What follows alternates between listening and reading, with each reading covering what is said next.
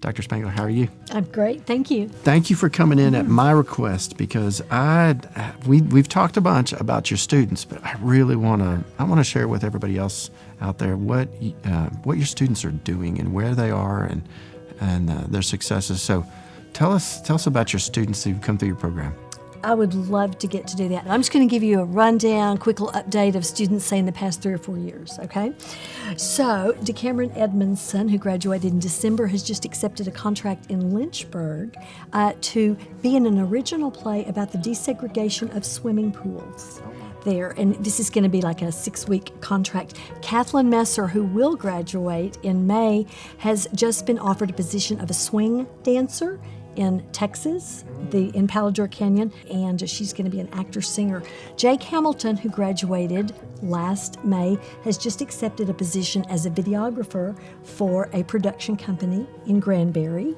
Jess Westman, who graduated 2 years ago, is living in Brooklyn. He works at Brooklyn Tabernacle as I believe he's working with social media and marketing, but he's also working on his original musical that we premiered here called Wheels.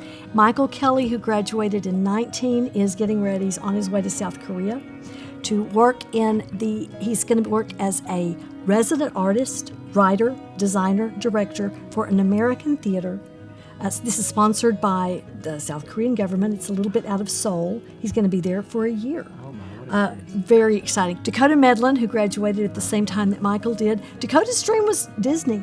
And he got there in 2020, and they sent him home, and he went back, and he has a character role, and he works at Disney. He loves it.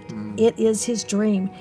Bridget Mistro, who graduated the following year, Bridget graduated in 2020, didn't get to have her showcase and do the things that she wanted to do, but she got married shortly after that, and she and her husband live in California. Bridget works at the Pantages Theater in the box office, and she said, I know that what got me that job was my box office experience here at Hardin-Simmons. So she takes acting classes, she auditions, but she's also working in her field. I mean, my gosh, Landry and Carly and Justin and Maddie and Madison and Cameron and Hannah and Randall and Melissa, the teachers. Everybody that's gone through our teaching certification program, they're teaching. Huge demand. So those are all your babies. You're proud of your babies and more out there. And more. Specifically, tell me, sometimes folks take the normal path and some people don't take that normal path and go into the theater, but they use those skills. Tell us about students that are doing things that you wouldn't expect them to do. I look at Ellie Davis, who is Alyssa Davis. She's going to be graduating. Blew through here in 3 years. She'll be graduating in May. And she came in as musical theater, super talented, but also felt pulled to the speech therapy, and I believe it's called communication science and disorders, but kept her theater minor because the speech, the singing, the working with the mechanism, and her experience in voice. And she just feels such a connection with her theater. And then also in using what she's on her way to graduate school. She's been accepted to graduate school. And how she is going to use these two things. Ellie has she was in the first musical that when she arrived, Little Shop. She is the lead in the one that we're opening a week from today. She's been able to feed this obvious gift that she has and a passion and a desire, while also saying this is something that can support what I really think my life's work is, which is helping people speak. So serving the community. Yes. Taking her skills that she learned and serving the community. Now, if you were to give advice to students as they're coming through, or even to parents, you're talking to parents who say, hey, how can my kid be successful through your program at the very end? What do they have to do at the end of it? Not during, because you got to just gut it out and go, and it's a lot of hours.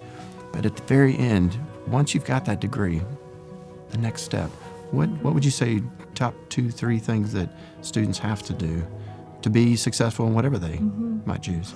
I think they need a plan, and I try to sit down with the seniors and go, what's the plan? What do we have? What are we going to do? How much money do you need? And help them with the plan. So they need a mentor. and somebody to help kind of guide them through the next steps. They certainly, I think, need to assess the many skills that they have obtained through their time here. There's so much that encompasses their organization skills, their communication, their ability to solve problems, and their ability to see a project from the beginning to the end. And then they start another one from the beginning to the end. I'm always shocked at how well y'all work together as a team. They have to. When you go to the musicals, to the plays, and you watch and you go, wow, this all came together, and it looks like it was so simple. It's not. No. They're personalities and people, and you got to be able to deal with them just like in the workplace. It's not solitary work, as some art forms are very solitary. Well, I'm glad you're here. You do a great job, and you excite the students, get them going.